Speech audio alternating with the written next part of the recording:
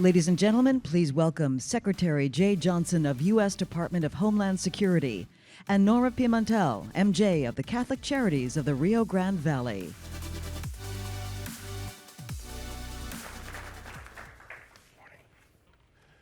Good morning, everyone. I hope you were reasonably successful in navigating Midtown Manhattan traffic this morning. As you heard Matt say, I am a member of Concordia's Leadership Council. I'm proud to be affiliated with this terrific organization. When I was Secretary of Homeland Security for 1,124 days, one of the highlights of my time in that job, with all of its responsibilities, was to get to know the person to my right.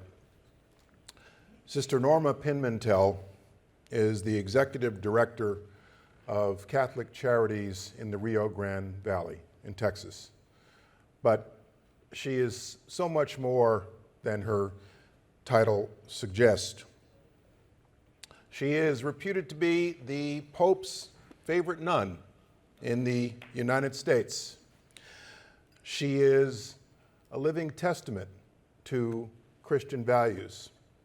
She is, in my judgment, the closest thing I know to a living saint on earth.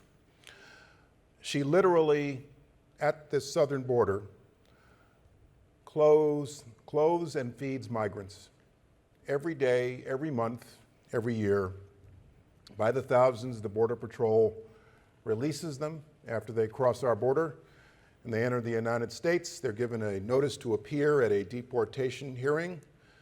The Border Patrol then basically hands them over to Catholic Charities, where, in her own words, Sister Norma helps migrants desperate for a better life to restore their dignity and honor life. Consistent with her Christian values, she literally feeds the hungry, clothes those who are almost naked, gives a thirsty person a drink. It's been my honor to know Sister Norma. She represents the finest of American values, in my judgment. She represents the finest of human values, in my judgment. The Pope himself has recognized Sister Norma for her work on our southern border. All the while, she has managed to steer clear of politics and steer clear of the very contentious political debate we have around immigration in this country. As she sees it, her mission is simply to honor life and restore dignity. For her work, for her charitable work in Texas in the Rio Grande Valley, it is my honor to present to Sister Norma Pimentel the Concordia Leadership Award. Thank you. Thank you, sir. Thank you, Peter. Thank you. There you are. Thank you. Okay, let's have a seat.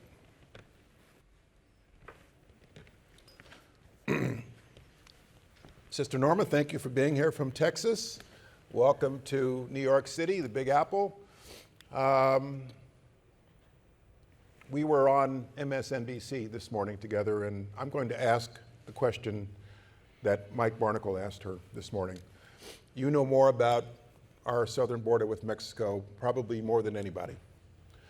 The numbers of those crossing our southern border are somewhere around 8,000 a day, according to reports. What are you seeing on our southern border today in South Texas in terms of evolutions, patterns, and the like? What's the current situation there? You know, since we started to respond in a humanitarian way to the thousands of families that arrived to our border and are simply asking for protection, for safety, for their children. And so this is what I continue to see day after day after day. Mothers, fathers, children who are in desperate need of restoring their dignity because the conditions they arrived after they've been through so much, it's just an example of this past week. A young man was there with a brand pair of new some tennis shoes. And I said, how did you get those? And he said, when I was apprehended and I was being processed by this Border Patrol agent, he looked at my feet and they were completely swollen and blistered and bleeding from all the walking. He asked me, ¿Por qué? ¿Por qué tienes sus pies así? You know, why is it that you have your feet like that? And I said, I've been walking for days and days with my family, and this is how I have my feet now. So the agent started to cry, and he said, let me get you a pair of tennis shoes, you know, for you to put on your feet. And that story represents what many from the Rio Grande Valley people that come and says, let me help, let me care for you, because what we see is people, families, who are in desperate need of protection and care, and we welcome them. I should add that my own wife and her twin sister volunteer for Sister Norma in the Rio Grande Valley, and they've become so absorbed in her mission. They go to Walmart and literally start buying shoes and shirts and everything. And I say to my wife, can you at least get a receipt so maybe we can take it off our taxes? But she's so involved in the mission that she, you know, goes and buys dozens and dozens of pairs of shoes. How is your relationship with the Border Patrol? Border Patrol, since day one, stepped up and says, let's work together and let's sit down at the table and see how we can help you do what you do, you know. And so right from the start, the local government, city government, and the Border Patrol have always sat down and said, let's work together. Let's see what is it that you need, sisters, so that you can continue to do the good work, that humanitarian work that you're doing. And so every single chief of Border Patrol has always invited me for breakfast or for just sitting down and talking and sharing as to what is happening at the border and how can we best respond to what is occurring. And so it's always been good.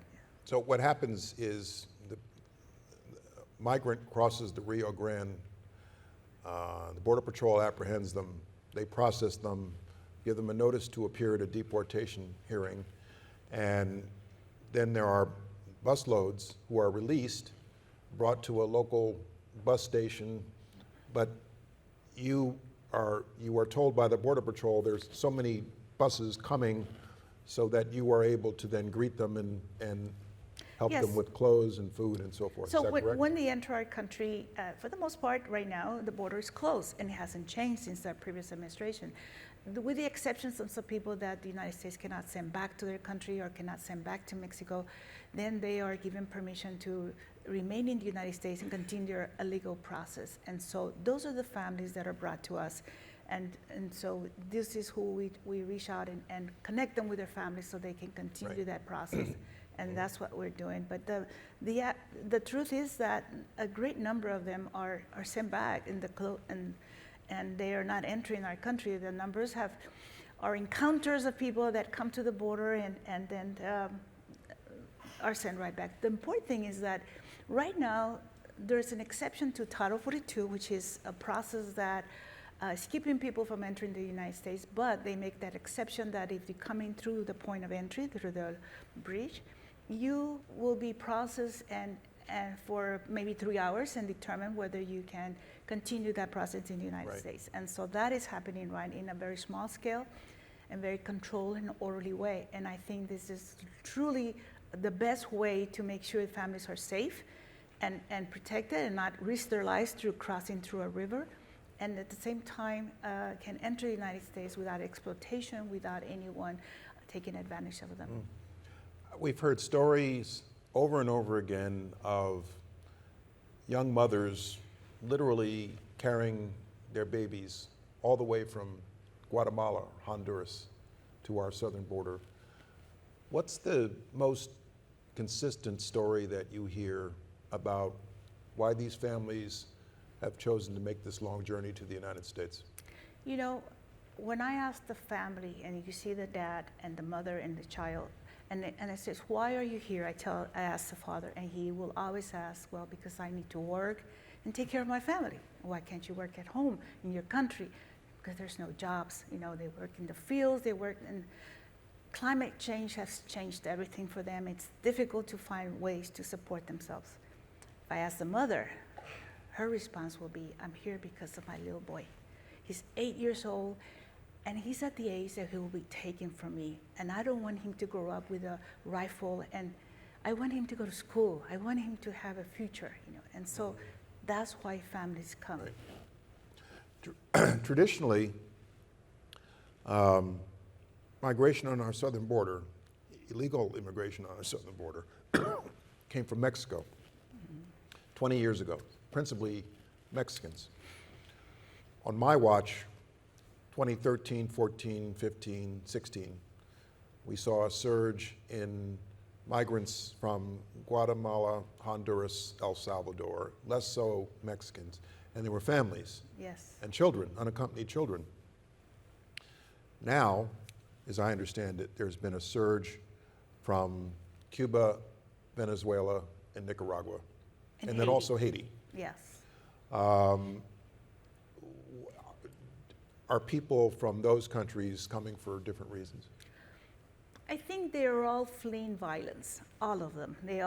There's violence because of gangs, violence because there's a lot of corruption in their countries, and they fear for their lives. That is really the reason why they cannot remain in their countries. You know, we hear horrible stories of what's going on, and horrible stories on their journey to get to the United States, as well as how difficult it is, how many of them lose their lives.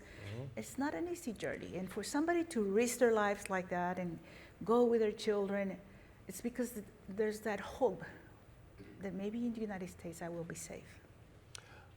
You're a very modest person, but we all know that you happen to have a very special relationship with the Holy Father.